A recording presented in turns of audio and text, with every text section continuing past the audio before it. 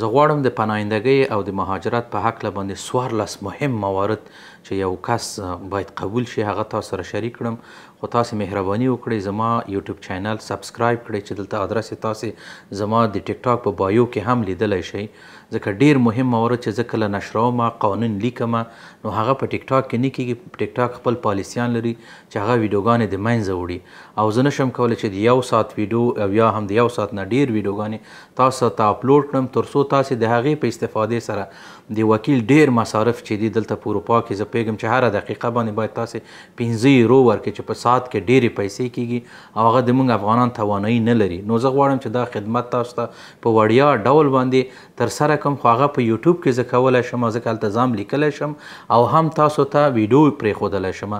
نو تاسو مهرباني وکړئ هغه سبسکرایب کړئ ترڅو زما 1000 سبسکرایب پوره شي چې زه تاسو ته دغه ویډیوګانې اپلوډ وشم کولی.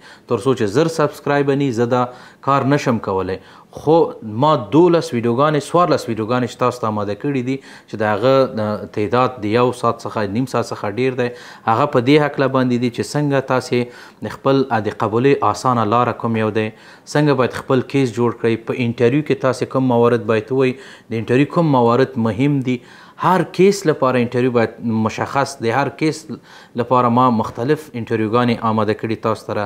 ډوبلین څخه څنګه تاسې باید ځان خلاص کړئ، ځکه ډېر افغانان زموږ د ډوبلین لپاره دوی په سرنوشته پاتې دي او د یو هیواد نه بل هیواد ته مختلف جنجالونو باندې دوی اخته دي. دا چې تاسې کیس منفي شي باید تاسې څه وکړئ چې هغه خپل نتیجه ترلاسه کړئ، مخکې د دې نه چې تاسې د خپل نهایي نتیجه ترلاسه کړي باید د هغه هیواد نه لاړ نه شئ.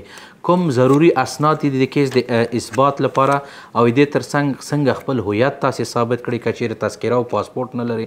په دې هکله باندې ما په ویډیو جوړه کړې ده، متاسفانه ټیک ټاک کې نه اپلوډېږي ځکه زیات دی او د ټیک ټاک پالیسیان هغه ما ته هغه کوي بین کوي. څنګه کولی شي د پاکستان څخه هغه خلک چې پښتانه دي هغوی راشي اروپا ته او مشخصا په دې هکله باندې کوم د افغانستان څخه هاخوا چې په پاکستان کې فعلا په خصوصا موږ او تاسو پښتونخوا کې دوی اوسیږي، د هغه پښتانه څنګه کولی شي چې اروپا ته راشي او په کوم اسنادونو باندې. په دې هکله باندې ما ویډیو جوړه کړې ده، متاسفانه چې په ټیک ټاک کې نه کیږي. تاسو ترڅو زما یوټیوب چینل سبسکرایب نه کړئ چې زه هلته تاسو ته اپلوډ کړم.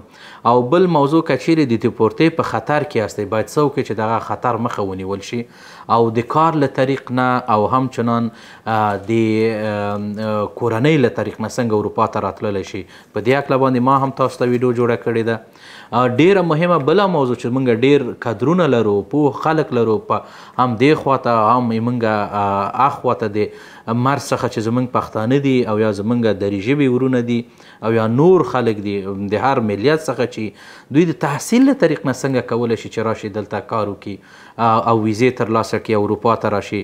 او بل په اروپا کې تاسې څنګه کولی شي چې خپل هغه ورکتید بوسته چې دلته په سویډن کې ورته وایي، تاسې څنګه کولی شي د یونان څخه راشي په جرمني کې ژوند وکړئ یا په سویډن کې ژوند وکړئ او یا هم د ایټالیا څخه راشي په بل هیواد کې لکه د جرمني، سویډن یا بلجیم او فرانسې غوندې هیوادونو کې تاسې کار وکړئ، خپل ژوند وکړئ.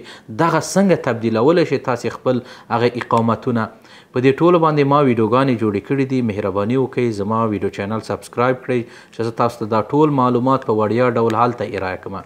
وطنداران عزیز، هموطنان گرامی، شما باید چرا باید یوتیوب چینل مرا سبسکرایب کنین؟ به خاطر اینکه معلومات ذکر شده برای شما در اونجا به هر دو زبان، البته به زبان دری و به زبان پشتو نشر خواهد شد و موضوعات بسیار مهمه که فعلا او را ما در ویدیو به زبان پشتو براتان ارائه کردم.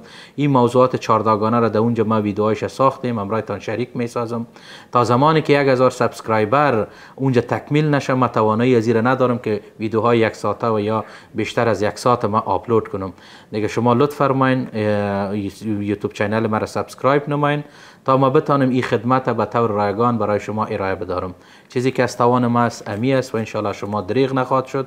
شما میدانین که در اروپا هر ساعتی که برای مشوره با وکیل وقت میگیرین هزارها کرون و به تعداد به تقریبا حداقل 200 یورو فیس است. و ما میدانم که اکثریت افغانای ما این توانایی را ندارن و کسایی که ندارن و دسترسی به ما ندارن از این طریق میخوایم خدمت بر اونا انجام بدیم.